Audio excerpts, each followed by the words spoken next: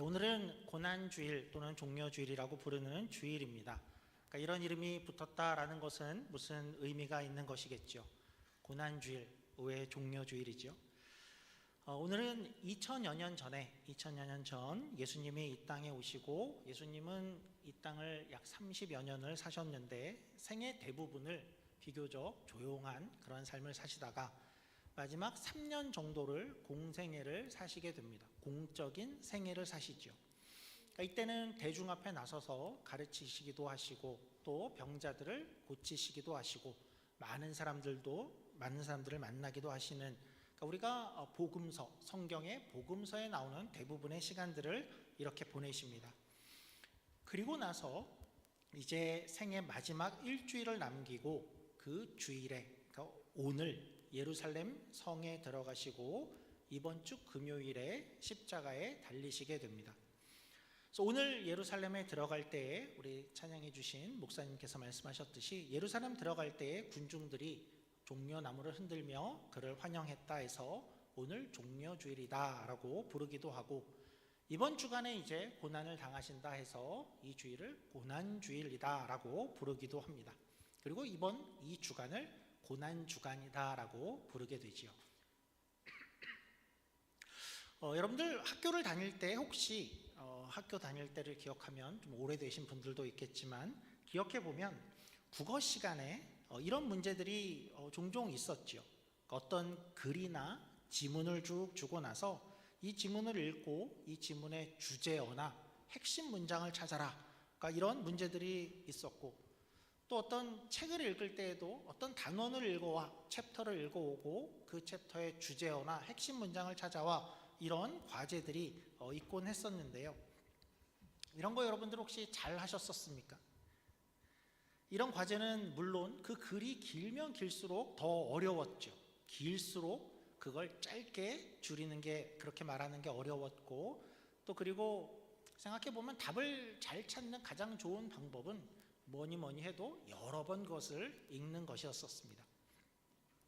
또 오늘 제가 이렇게 여러분에게 물어본다면 여러분들 뭐라고 대답을 하실까요? 그러니까 우리가 가지고 있는 이 성경이 있죠. 이 성경책이 있는데, 이 성경은 한마디로 말하면 뭘 말하고 싶은 것일까요? 아니, 성경 어디를 말씀하십니까? 출애굽기입니까? 신명기입니까? 할 수 있겠지만, 그렇지 않고 이 성경 전체를 한마디로 표현한다라고 하면 여러분들은 어떻게 답을 하실 수 있을까요? 성경이 이렇게 긴데 이걸 어떻게 한마디로 이야기합니까? 당황스러울 수 있을 텐데, 이 전체 성경이 하고 싶은 그 한마디는 어떤 것일까요? 굳이 한마디로 줄인다면 뭐라고 할 수 있을까요? 성경이 말하는 것을 한마디로 이야기한다면 이렇게 말할 수 있습니다. 그러니까 어떤 국어 문제에서는 그 답을 말할 때 이견이 있을 수도 있지만, 사실 성경을 얘기할 때는 별로 이견이 없는데요. 성경을 한마디로 이야기하면 그것은 예수님이 오셨다입니다. 그가 오셔서 우리를 위해 죽으셨다. 그러니까 이것이 이 책 전체가 우리에게 하고 싶은 핵심이죠. 의아해할 수 있습니다. 정말 그렇습니까? 성경을 우리가 다시 한번 생각해 보면 다른 이야기가 너무나도 많지 않습니까? 수많은 역사가 있고 사건들이 있고 수많은 인물들이 등장을 하는데, 그걸 다 빼놓고 이제 신약 시대나 되어서 온 예수님이 오셨다, 그게 그렇게 죽으셨다가 핵심 문장이 맞습니까? 근데 맞습니다. 이게 너무나 분명하죠. 그래서 성경은 우리가 얼핏 보면 성경은 아주 다양한 이야기들이 섞여 있는 그러한 책이다라고 보여줄 수 있지만, 사실은 모두가 다 그냥 하나의 이야기입니다. 성경의 하나의 이야기는 이런 것이지요. 우선 성경은 우리의 현실을 그대로 이야기를 해줍니다. 하나님이 이 세상을 선하게 창조하셨는데 죄라는 문제가 생겼어이죠. 그런데 이 죄라는 문제는 그냥 단순한 문제가 아니야. 아주 엄청난 큰 문제를 일으키는데, 그것은 이 죄가 하나님과 인간의 관계를 끊어버리더라. 근데 더 큰 문제는 무엇이냐 하면, 이 인간은 어떻게 해도 누구도 이 죄의 문제를 스스로 해결할 수 못하더라입니다. 그리고 성경이 하고 싶은 말은 이 난제를, 어려운 불가능한 문제를 해결하기 위해서 예수님이 오셨다입니다. 이 책은 그 이야기를 하는 것이죠. 그런데 이 이야기를, 그러니까 제가 지금 방금 하듯이 이렇게 아주 짧게만 이야기를 하면 사람들이 이해를 할 수가 없죠. 그래서 이 성경은 이 세상은 어떤 곳인지, 또 죄라는 게 그래서 무엇인지, 이 죄가 어떻게 나타나는지, 인간의 형편들, 또 하나님이 어떤 분이신지, 이런 것들을 더 설명하기 위해서 여러 가지 사건들을 기록하고 알려주고 있고, 또 여러 인물들의 삶을 보여주고 있는 것이고, 그 인물들은 어떠했는지, 그때 하나님은 어떤 분인지, 그런 것들을 보여주면서 결국은 하나님이 믿을 만한 분이구나, 우리를 사랑하는 분이구나 하는 것을 이제 설득하는 그 모습을, 그 내용을 긴 역사와 긴 사건들로 보여주시고, 그래서 성경이 이렇게 길어진 것이죠. 그러니까 성경이 왜 이렇게 기냐 그랬을 때에는 사실 간단한 이야기라며 물을 수 있지만, 길어진 이유는 우리를 설득하기 위해서죠. 하나님이 맞고, 하나님이 이야기하는 인간의 현실이 맞고, 예수님이 그렇게 필요했다라는 것을 우리로 열심히 설득하기 위해 하나님이 열심을 낸 것이 이 긴 성경이 되는 것입니다. 그러니까 여전히 그러나 핵심은 뭐냐 하면, 이 성경은 그러니까 예수님이 오셨다입니다. 문제 해결책이며 믿어라, 예수님을 받아들여라가 이 책의 핵심인 것이죠. 제가 이 성경이 그러니까 왜 이렇게 긴가를 좀 설명할 좋은 예가 없을까 하다가 그러니까 이런 이야기를 한번 만들어 봤습니다. 한 큰 회사, 한 기업이 있었는데, 그러니까 사실 이전에는 좀 잘 나갈 때도 있었다, 여겨질 때도 있었는데, 이제는 한 망해져 가는 그런 회사가 있다라고 생각해 보죠. 그런데 이 망해가는 한 기업에 이제 세계 최고의 어떤 컨설팅 회사가 찾아왔습니다. 그리고 이 컨설팅 회사는 이 회사에게 이렇게 어떻게 이야기를 할까요? 와서 우리를 좀 믿어주십시오, 우리랑 일합시다, 우리가 당신네들의 해결책을 압니다, 그냥 이렇게만 이야기를 하지는 않죠. 이 회사는 다가오면서, 컨설팅 회사는 와서 미리미리 수백, 수천 페이지의 어떤 회생 전략 제안서, 그러니까 이런 것들을 준비해 오죠. 그러니까 왜냐하면 우리 컨설팅 회사는 이렇게 믿을 만한 회사다라는 것을 보여주기 위해서입니다. 그래서 이 회사가 이것을 살펴보니까 이 문서가, 준비해온 문서가 너무나도 훌륭한 겁니다. 모든 것이 다 설명되어 있구나라는 것을 발견하게 되죠. 우선은 과거 분석이 너무나도 명확합니다.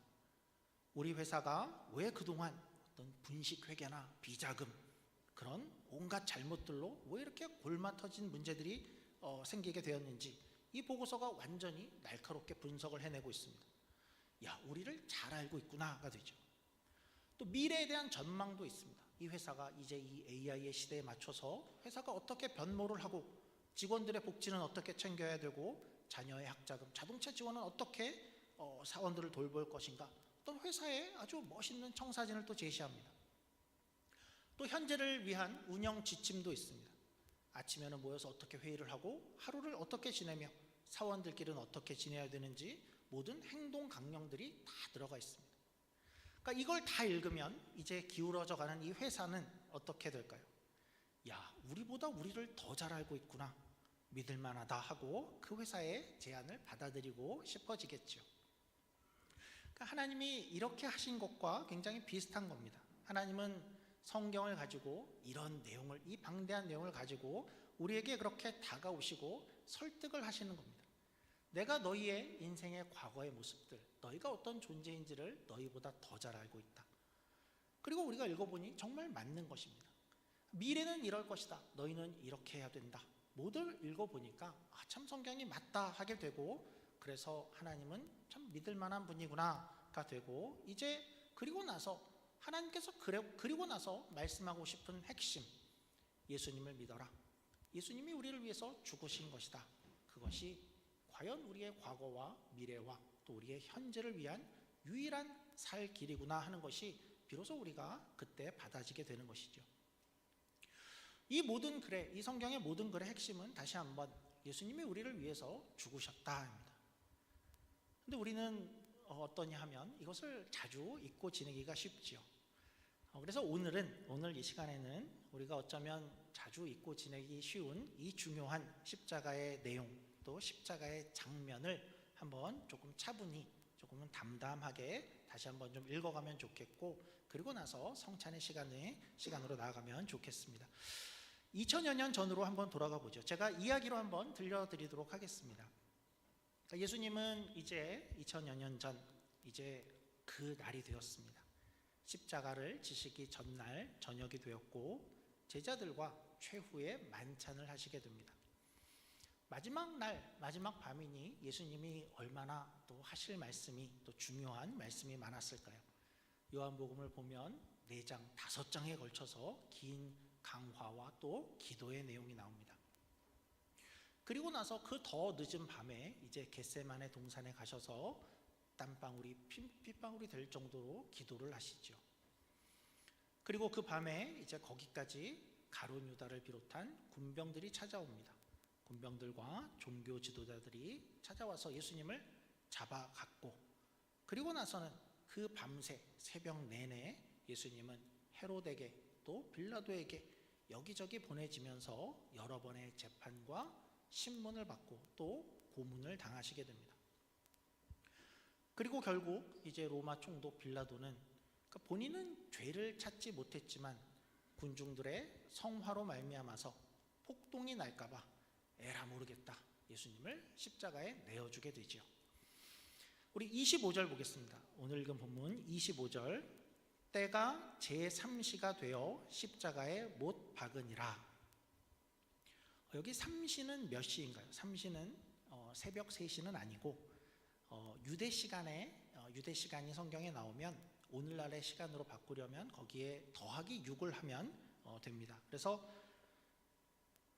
여기 3시는 오늘날 시간으로는 오전 9시입니다. 생각해보면 이 시간을 보면 좀 놀라운 면이 있죠. 그러니까 전날 밤에 예수님을 잡아갔고, 예수님을 붙잡고 이제 예수님을 죽이겠다 하기 위해서 밤새 재판을 한 것이고, 여기저기를 갔고 빌라도를 깨웠고 또 채찍질도 벌써 했고 십자가 준비를 다 끝내고 골고다 언덕길로 다 올라가고 나서, 그걸 다 하고 나서 오전 9시에 십자가에 못 박은 것입니다. 이들은 지금 예수님을 죽이기 위해서 이만큼 열심을 내고 있었던 것이죠. 세상이 얼마나 예수님을 죽이려고 그렇게 열심을 냈는지, 예수님을 죽이는 이들도 이렇게 열심인데 우리도 참 열심히 살아야겠다, 이런 생각마저 들죠. 예수님을 죽이는데 이렇게 열심이었습니다. 자, 그리고 나서 이제 예수님의 죄명을 뭐라고 쓰나 하는 것이 나오는데요. 26절입니다. 26절. 그 위에 있는 죄패에 유대인의 왕이라 썼고, 왜 이렇게 쓴 것일까요? 빌라도는 죄명을 쓰면서 죄패에 유대인의 왕이라고 썼습니다. 왜 이렇게 썼는지 생각을 해보셨나요? 여러 가지 이유가 있었을 텐데요. 그러니까 빌라도는 사실 예수님의 이 재판에서 예수님의 죄를 찾지 못했다라고 했습니다. 그래서 그냥 사면하려고 했었죠. 그런데 그때 군중들이 어떻게 외쳤냐 하면, 안 됩니다, 저자가 자기가 왕이라고 합니다 라고 했죠. 그래서 로마의 반역죄입니다 라고 고소를 한 겁니다. 근데 빌라도는 아무리 봐도 거기에 동의를 할 수 없었기에, 그러니까 죄패를 반역죄 이렇게 쓸 수가 없었습니다. 그러니까 진짜로 로마의 반역이 되는 이다라고 판단을 했다면 반역죄라고 썼을 텐데, 빌라도는 그렇게 생각하지 않아서 노골적으로 반역죄 이렇게 쓸 수가 없었고, 오히려 빌라도는 조롱과 비아냥을 담아서 유대인의 왕이라고 쓴 것입니다. 누구를 향한 조롱이었냐면 오히려 유대인들을 향한 조롱이었죠. 유대인들이 와서 그렇게 성화를 부리는데, 야, 너희가 니네 왕이라고 지금 고소하고 있잖아, 너희들의 왕이 여기 매달려 있다 하고 유대인들을 오히려 비웃은 것입니다. 그래서 요한복음을 보면 이제 종교 지도자들이 그걸 받아들일 수가 없었습니다. 그래서 거기에 반발을 하죠. 저자가 무슨 우리의 왕입니까? 그렇게 할 수 없습니다. 죄패에 한마디를 더 넣어 주십시오 라고 요구를 합니다. 자칭. 그래서 자칭 유대인의 왕이라고 써주십시오 라고 하죠. 근데 빌라도는 그것을 단칼에 거절을 합니다. 내가 쓸 것을 썼다, 그냥 이렇게 해라입니다. 그러니까 아마도 빌라도 입장에서는 새벽부터 나와서 자기를 성가시게 하고 귀찮게 하고 이제 마지못해 십자가에 내어주었는데, 이제 죄패 문구까지 이래라 저래라 하는 유대인들이 매우 짜증이 났고 이제 그만해라, 대강 좀 해라가 된 것이고, 그래서 유대인의 왕이 되었죠. 근데 그래서 이제 되어진 결과가 좀 흥미롭죠. 생각해 보면 거기에 있는 어떤 누구도 예수님을 유대인의 왕이라고 그렇게 생각한 이가 없었습니다. 빌라도도 아니었고, 군중들도 아니었고, 종교 지도자들도, 그러니까 예수님을 유대인의 왕으로 인정한 자가 아무도 없었는데, 그런데 역설적이게도 십자가 가장 높은 곳에는 유대인의 왕이었다 하고 그 죄패가, 그 명패가 새겨진 것이었습니다. 그러니까 사람들은 조롱하려고, 누구든 조롱하려고 그렇게 썼지만 그 장면은 아주 확실한 어떤 진실이 드러나는 장면이었죠. 예수님은 분명한 유대인의 왕이다 하는 진실이 선포되고 있죠. 그러니까 하나님이 하시는 일이 굉장히 아이러니하고 경이로운 그런 장면이었습니다. 아무도 인정하지 않았지만, 누구도 그렇게 생각하지 않았지만 그는 분명한 유대인의 왕이다 라고 십자가에 새겨진 것이었습니다. 우리 27절 가보죠. 27절입니다. 강도 둘을 예수와 함께 십자가에 못 박으니 하나는 그의 우편에 하나는 좌편에 있더라. 이 장면도 우리에게 하고 싶은 말이 있는 것 같습니다. 저는 하나님이 이렇게 일을 하시고 되어지게 하실 때에는 그냥 아무런 의미 없이 우연히 이렇게 되어지게 했어 라고 생각하지 않는데요, 분명히 뭔가 의미가 있어서 또 이 강도 둘을 두지 않으셨을까 싶습니다. 왜 강도 둘을 옆에 두었을까요? 우리에게 이 장면은 어떤 의미를 보여줄까요? 좀 생각해 볼 필요가 있다고 생각이 드는데요, 먼저는 이런 것일 것입니다. 생각해 보면 예수님께서 십자가를 지시기 바로 얼마 전에 이런 일이 있었습니다. 예수님의 제자 중에 야고보와 요한이, 그러니까 아마도 어머니가 주도해서 예수님께 함께 와서 아주 은밀한 청탁을 한 적이 있죠. 그러니까 그들은 어떤 생각을 가지고 있었냐면, 우리가 이제 예루살렘까지 들어왔는데 분명히 예수님은 예루살렘에서 뭔가를 하실 거야. 혁명을 일으키든지 아니면 놀라운 기적을 일으키든지 해서 로마를 어떻게 하고 분명히 왕이 되실 거야 라고 기대를 하고 있었습니다. 그래서 그들은 어떻게 청탁을 했냐면, 주의 영광 중에서 우리를 하나는 주의 우편에 하나는 좌편에 두소서라고 그렇게 요청을 했죠. 그때 예수님은 아주 미스테리한 그런 대답을 하십니다. 어떤 대답을 하셨냐면, 너희는 지금 너희가 뭘 구하는지 알지 못한다 라고 대답을 했죠. 너희가 지금 구하는 예수님 그날의 좌편에 우편에 우리를 두게 하소서 하는 게 뭔지 모르고 있다 라고 이야기를 했는데, 지금 이 구절은 이제 그 실체가 드러나고 있는 장면입니다. 그들이 구했던 예수님의 좌편과 우편은 어떤 자리입니까? 화려한 보좌가 아니라 바로 십자가의 자리였던 것이죠. 이것은 우리에게도 무엇을 말해주죠? 이런 걸 말해주죠. 우리가 예수님 곁에 머물겠다 하는 것은 어떤 뜻일까입니다. 우리가 예수님 곁에 있겠습니다, 그 자리에 있겠습니다 하는 것은 사실은 항상 영광의 자리는 아닐 수 있다라는 거죠. 그것은 고난의 자리일 수 있다라는 것이 아닐까요?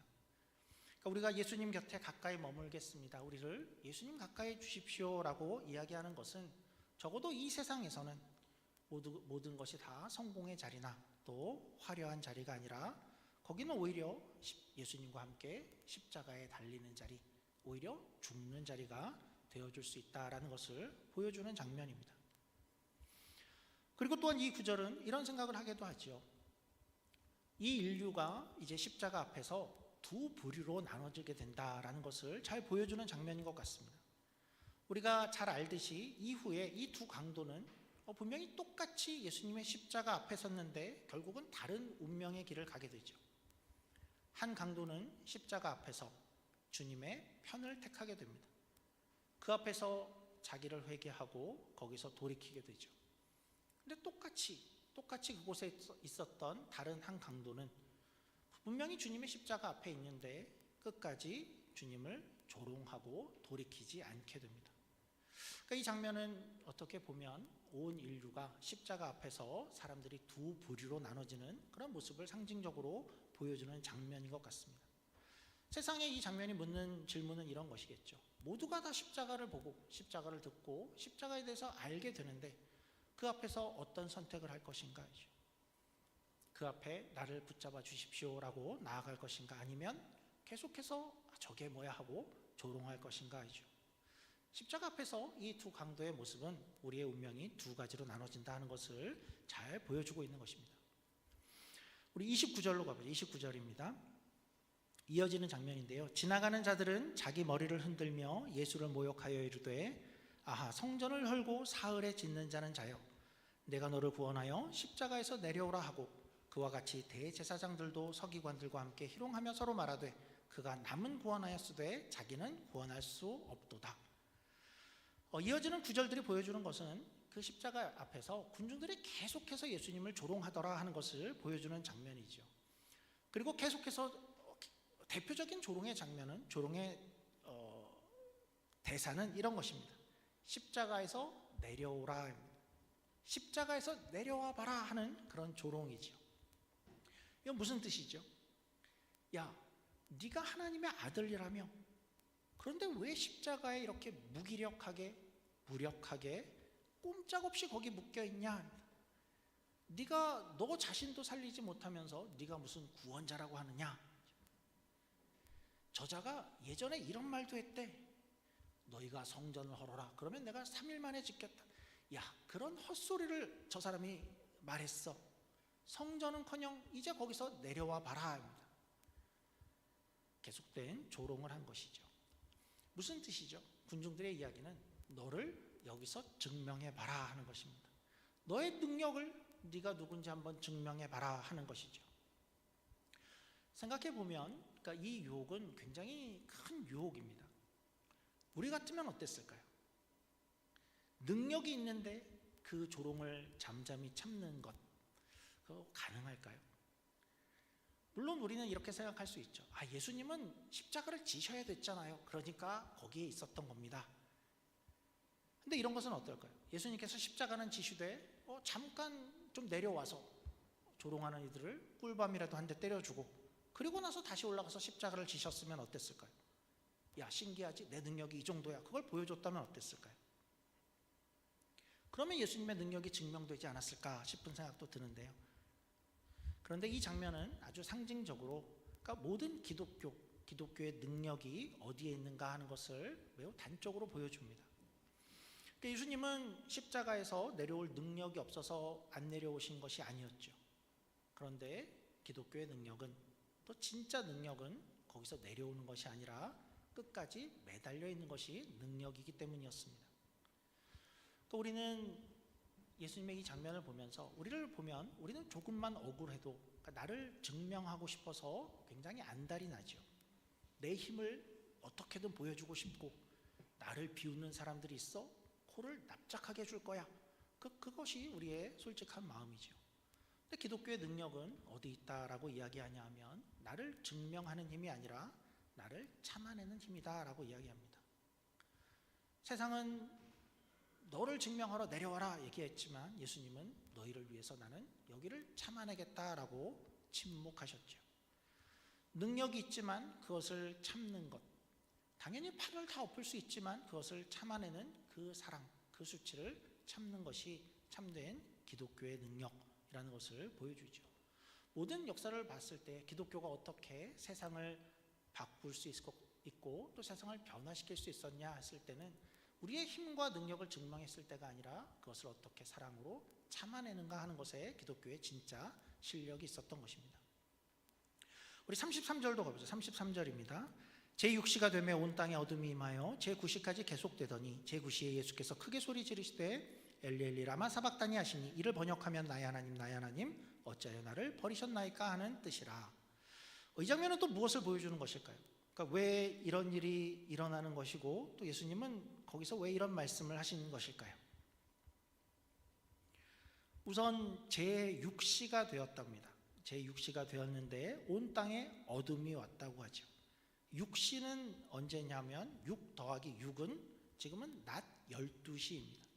그러니까 이때는 어떤 때냐 하면 가장 세상이 밝아야 될 그런 때이죠. 근데 온 땅이 이때부터 3시간 동안 어두워졌다라고 합니다. 가장 밝아야 될 때 이 찾아온 어둠은 단순한 어떤 기이한 자연현상이 아니고 온 인류의 죄를 향한 하나님의 진노의 상징이었습니다. 그리고 그 어둠 가운데 그 하나님의 진노를, 온 인류의 죄를 대신한 그 진노를 받아내셨던 그 예수님은 거기서 나의 하나님 나의 하나님 어찌하여 나를 버리셨나이까, 그 진노하에서 이렇게 외치시는 것이죠. 그러니까 이 장면은 그런 장면입니다. 그러니까 예수님이 단지 그것이 고통스러워가 아니라 온 인류가 이제까지 하나님과 단절되어 있던 그런 죄의 결과, 죄의 형벌의 모습들, 영적인 고립을 예수님께서 한 몸에 지금 받아내고 계시다 하는 것을 보여주는 그러한 장면이죠. 예수님 입장에서는 이것이 우리가 이렇게 이야기하죠. 예수님의 가장 큰 고통은 뭐였을까? 십자가에서 못, 조롱, 침을 맞음, 피를 많이 흘림 뭐였을까 그랬을 때 우리는 그렇지 않고 하나님과의 단절을 경험한 이 고립이 예수님께 가장 큰 고통이었다라고 이야기를 합니다. 그래서 예수님은 어찌하여 나를 버리시나이까 하고 절규할 수밖에 없었던 거죠. 그런 신비롭고 또 장엄한 그런 장면이었는데요. 여기에 사람들은 여전한 모습을 보여줍니다. 35절입니다. 곁에 섰던 자 중 어떤 이들이 듣고 이르되 보라 엘리야를 부른다 하고 한 사람이 달려가서 해면에 신 포도주를 적시어 갈대에 꿰어 마시게 하고 이르되 가만두라 엘리야가 와서 그를 내려주나 보자 하더라. 36절의 이 행동은 사람들의 자비였는가, 자비로운 모습이었는가, 아니면 조롱인가 하는 그런 좀 상반된 의견들이 있습니다. 그러니까 로마 유대 이 십자가 처형장에서는 이런 관습이 있었다고 합니다. 죄수에게 가서 그러니까 약이나 어떤 진통제의 목적으로 그러니까 술을 먹여주는 그런 관습이 있었다라고 하죠.